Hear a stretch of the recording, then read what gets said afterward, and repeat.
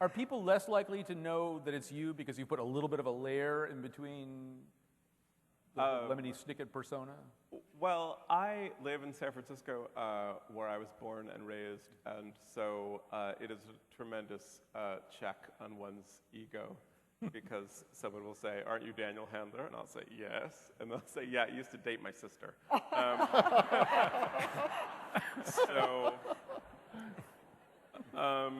But there is a little bit of that. I'm just going to tell the story because it's interesting. It's not quite an answer to the question, but it has to do with being on an airplane, and I find it a very strange story.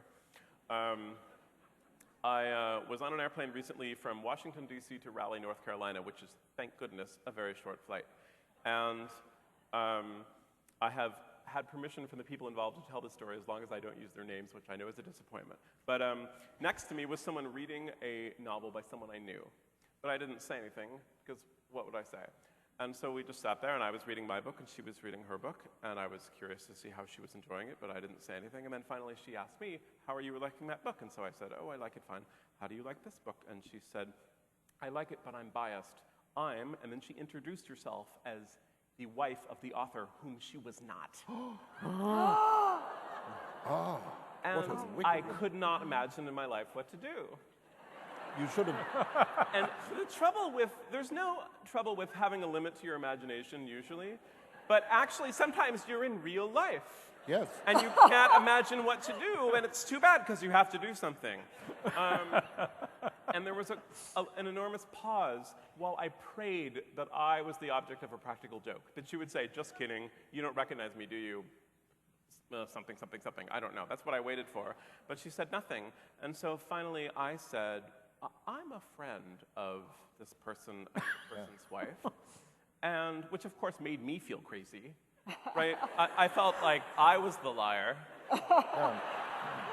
Because whoever would say that. And she said nothing to me for the rest of the flight. What an extraordinary story. Was she wearing a wig? And did she have hairy arms and the back? What's even crazier is that, so of course I got off the plane and was all abub with this story, and then I was picked up I was going to do this thing with the symphony, so I was picked up by a person for the symphony, and so I told them the story because I couldn't help myself, and they said, "Oh my God, he's married to 2 people."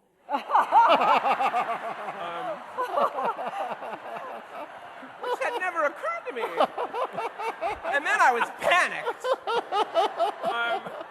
But it was only by forcing myself to remember that she'd used the name. So either he was married to 2 people with the same name, or she was a liar. And we're going to find out who after drinks at the after party. You're going to tell us. So I know it's no fun not to know who it is, but it's still a good story, right?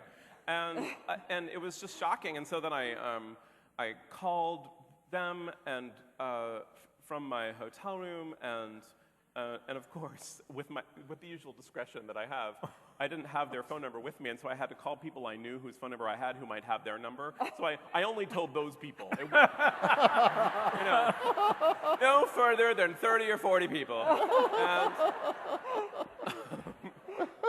And then when I finally reached my friend and I said, and so there was this woman and she was pretending to be your wife, he said, "Do you think she goes to bookstores and does that?"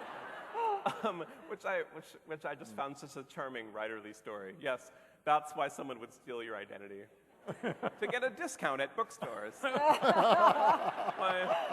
And I also loved the idea that I would believe that the wife of the author would be reading the book in paperback. Yes. You know? I mean, I love him, but I didn't want to spend $28 on the hardcover. I waited till it came out in paperback, and then I read it. Okay. So I'm sorry. That's a good story. Question? That's a good story.